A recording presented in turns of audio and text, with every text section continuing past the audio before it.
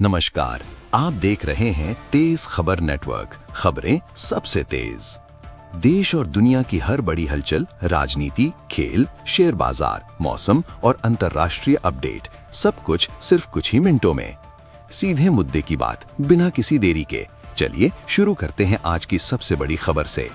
और सबसे पहले बात विज्ञान की। आज पूरे देश में राष्ट्रीय विज्ञान दिवस उत्साह के साथ मनाया जा रहा है। ये दिन महान वैज्ञानिक सीवी रमन द्वारा 1928 में की गई रमन इफेक्ट की खोज की 98वीं वर्षगांठ के रूप में समर्पित है। इस वर्ष की थीम है विमेन इन साइंस कैटलाइजिंग विकसित भारत और empowering Indian youth for global leadership in science and innovation for विकसित भारत।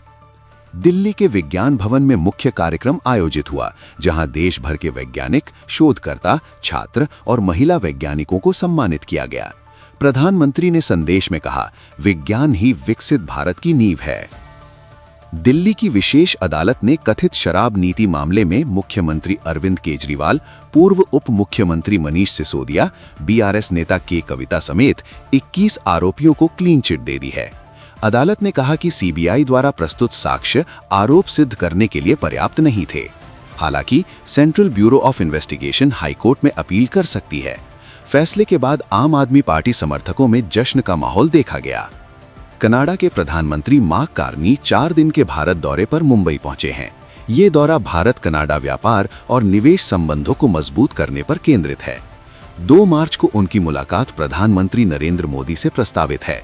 सूत्रों के मुताबिक टेक्नोलॉजी, क्लीन एनर्जी और शिक्षा सहयोग पर बड़ी घोषणाएं संभव है। अमेरिकी राष्ट्रपति डोनाल्ड ट्रंप ने एआई कंपनी एंथ्रोपिक को सभी फेडरल एजेंसी से बैन कर दिया है।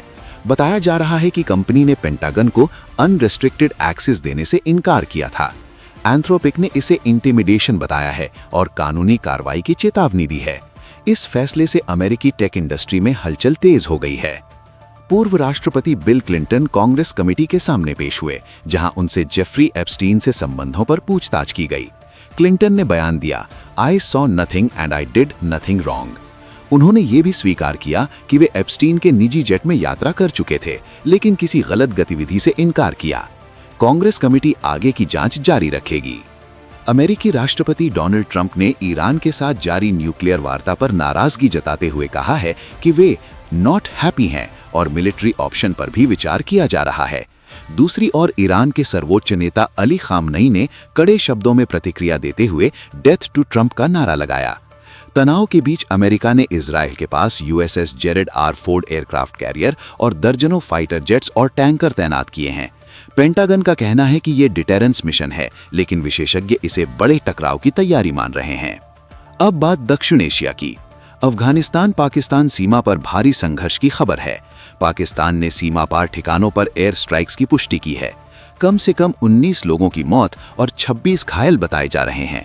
सीमा के प्रमुख पॉइंट तोरखम बॉर्डर क्रॉसिंग के आसपास हालात बेहद तनावपूर्ण हैं। यूनाइटेड नेशंस ने तत्काल संघर्ष विराम और बातचीत की अपील की है। विशेषज्ञों का मानना है कि ये टकराव क्षेत्रीय अस्थिरता को और बढ़ा सकता है। यूक्रेन के राष्ट्रपति वोलोदिमिर ज़ेलेंस्की ने व्हाइट हाउस में डोनाल्ड ट्रंप से मुलाकात की।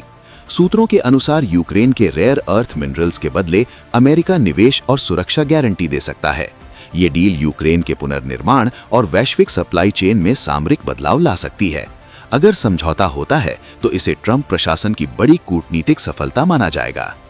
ट्रंप मीडिया इन टेक्नोलॉजी ग्रुप अपनी social media platform truth social को अलग पब्लिक कंपनी बनाने पर विचार कर रही है। कंपनी एक फ्यूजन पावर स्टार्टअप के साथ मर्जर प्रक्रिया में भी है। विश्लेषकों का कहना है कि ये कदम निवेशकों को आकर्षित करने और कंपनी के वैल्यूएशन को बढ़ाने की रणनीति हो सकती है। ट्रंप प्रशासन ने national oceanic and atmospheric administration समेत कई एजेंसियों के सैकड़ों कर्मचारियों को पद से हटा दिया है।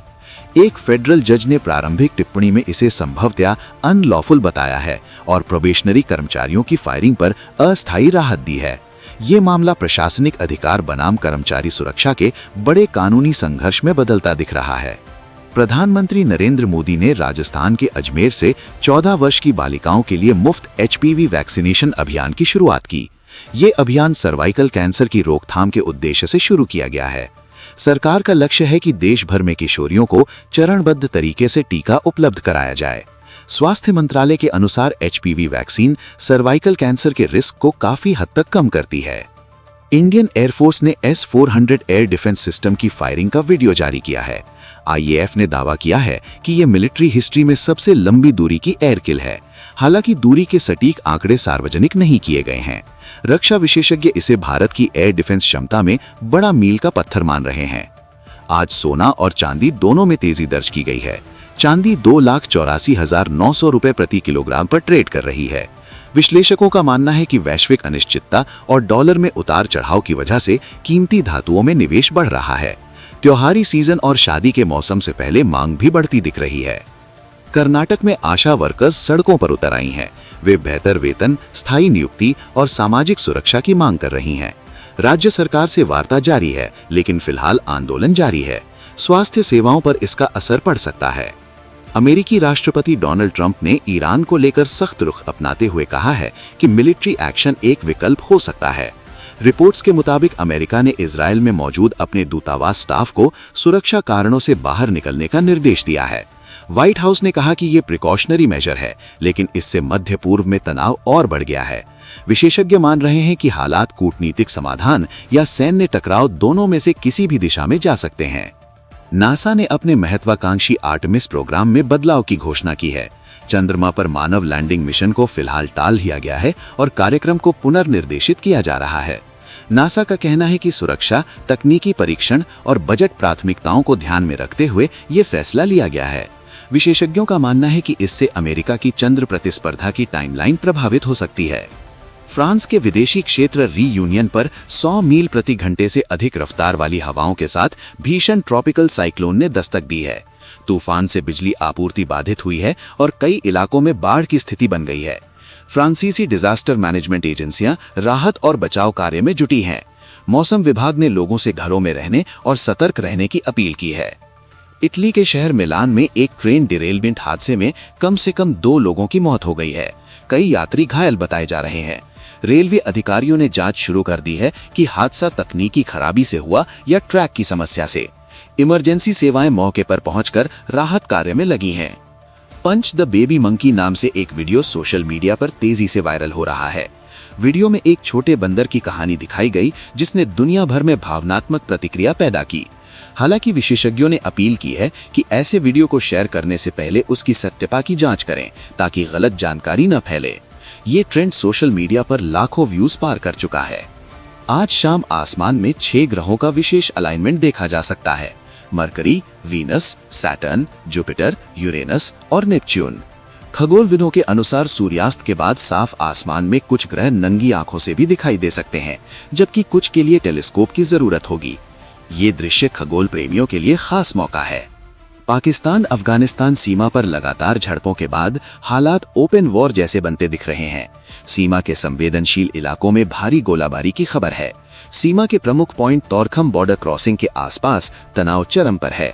पाकिस्तानी सेना और अफगान तालिबान बलों के बीच आरोप प्रत्यारोप जारी है। भारत स्थिति पर करीबी नजर रखे हुए है और सुरक्षा एजेंसियां क्षेत्रीय प्रभाव का आंकलन कर रही हैं। महाराष्ट्र के मुख्यमंत्री देवेंद्र फडणवीस ने घोषणा की है कि राज्य अगले 5 वर्षों में $1 ट्रिलियन इकोनॉमी बनने का लक्ष्य रखता है।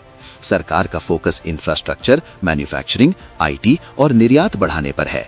मुंबई पुणे नागपुर कॉरिडोर और नए इंडस्ट्रियल क्लस्टर इस लक्ष्य की कुंजी माने जा रहे हैं। विश्लेषकों का मानना है कि ये लक्ष्य महत्वाकांक्षी है, लेकिन संभव है यदि निवेश और नीति स्थिरता बनी रही। भारत सरकार ने अप्रैल 2026 से पेट्रोल में 20% एथेनॉल ब्लेंडिंग अनिवार्य करने का निर्णय लागू करने की तैयारी की है। इसका उद्देश्य तेल आयात कम करना और किसानों को एथेनॉल उत्पादन से लाभ देना है। ऊर्जा विशेषज्ञों के अनुसार इससे कार्बन उत्सर्जन में कमी और ग्रामीण अर्थव्यवस्था को मजबूती मिल सकती है। हालांकि ऑटो सेक्टर को इंजन कंपैटिबिलिटी और लागत को लेकर कुछ चिंताएं हैं। रणजी ट्रॉफी के फाइनल में जम्मू और कश्मीर की टीम मजबूत स्थिति में नजर आ रही है। नेशनल कॉन्फ्रेंस नेता ओमर अब्दुल्ला ने टीम को शुभकामनाएं देते हुए समर्थन जताया। क्रिकेट प्रेमियों में उत्साह चरम पर है और टीम के ऐतिहासिक प्रदर्शन की चर्चा हो रही है। अमेरिका में डोनाल्ड ट्रंप प्रशासन के तहत फेडरल वर्कफोर्स में बड़े बदलाव जारी हैं। AI और टेक सेक्टर में रेगुलेशन को लेकर बहस तेज है। दुनिया के कई हिस्सों में सीमा विवाद और नेचुरल डिजास्टर्स भी सुर्खियों में हैं। विश्लेषकों का कहना है कि 2026 वैश्विक राजनीति